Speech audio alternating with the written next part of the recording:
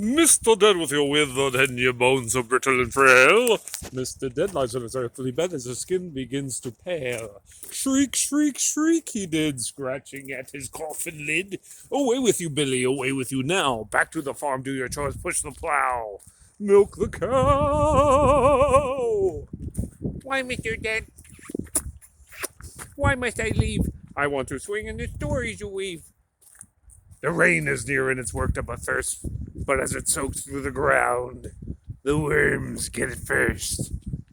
That's an old poem of mine. You might have heard it before.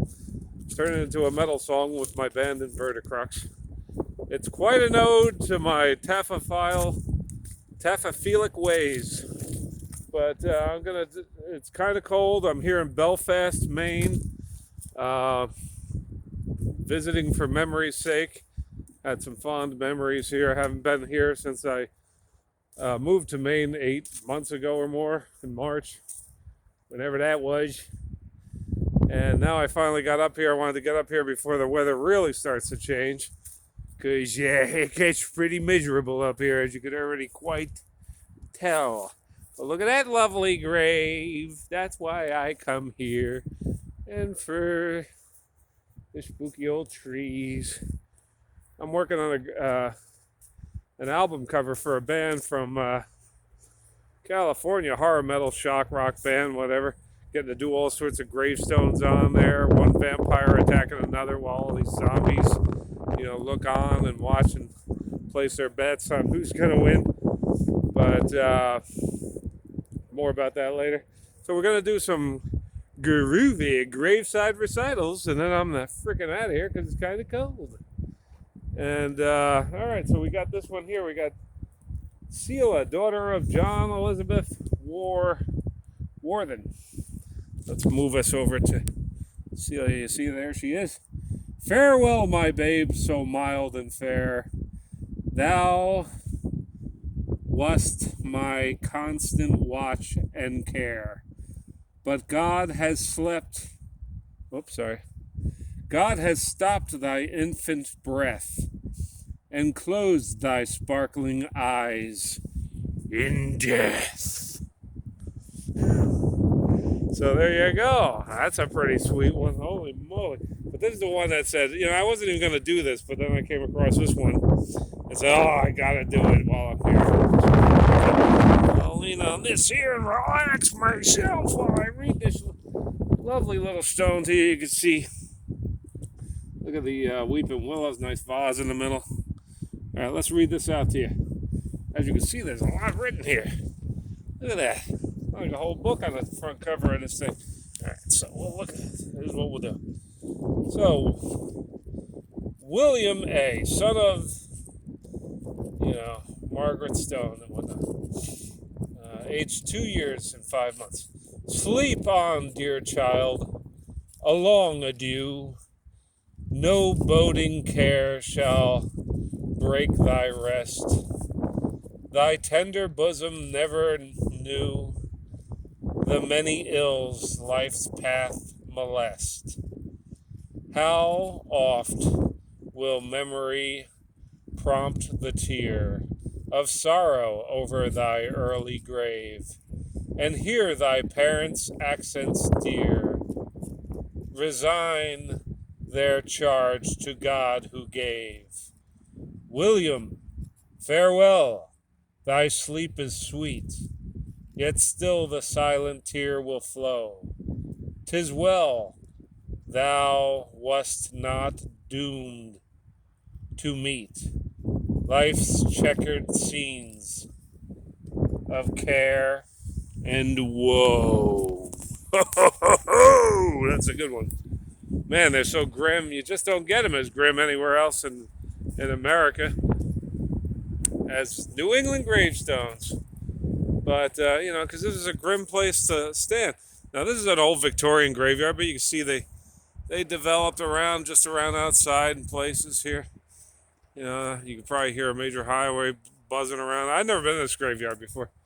There's another long written, but these stones, they don't maintain. Well, it looks eligible, but I don't feel like reading all that. Here. do a screenshot and read it yourself. Don't be so damn lazy your whole damn life.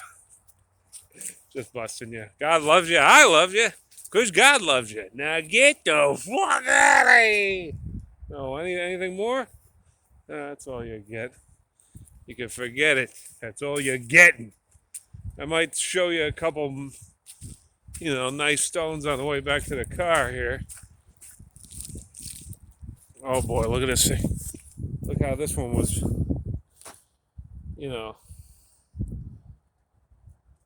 these bars here. It's split, fell over, and they use these bars to fuse it back together. God knows how long ago, because they wouldn't care that much by today's standards. Because, these are all white people. This was before multiculturalism was such a great idea in the last 40 years or so. And, we actually cared for our own. Today, if you're white and you care for your own, that makes you a white supremacist, don't you know? If you want your own culture to survive and prosper and continue on like anybody else's. No, ours is the only one we have to forfeit and give away and let everybody else have a piece of, and feel bad for having created a great society for everyone to enjoy in the first place. So there's that. And I'm not sorry. So there you go. That's a lovely stone for you, kid. God bless you and all. So let's say a little prayer to everybody on earth. May they all find Jesus in these final days, final weeks, days, seconds, whatever we got. But we're in the end times, people. Sorry for the kids. Sorry for the youngins. I don't think there's much of a future. Not the way it's going here lately. But I want to be wrong for their sake. But it certainly does feel like the end times, don't it, folks? Especially when you walk around spooky old graveyards like I do for a hobby. All right, so I'm heading down to Belfast, Maine, downtown, where I proposed to my now ex-wife, and we stayed at a cool-ass haunted bed and breakfast for a night or two, I don't remember.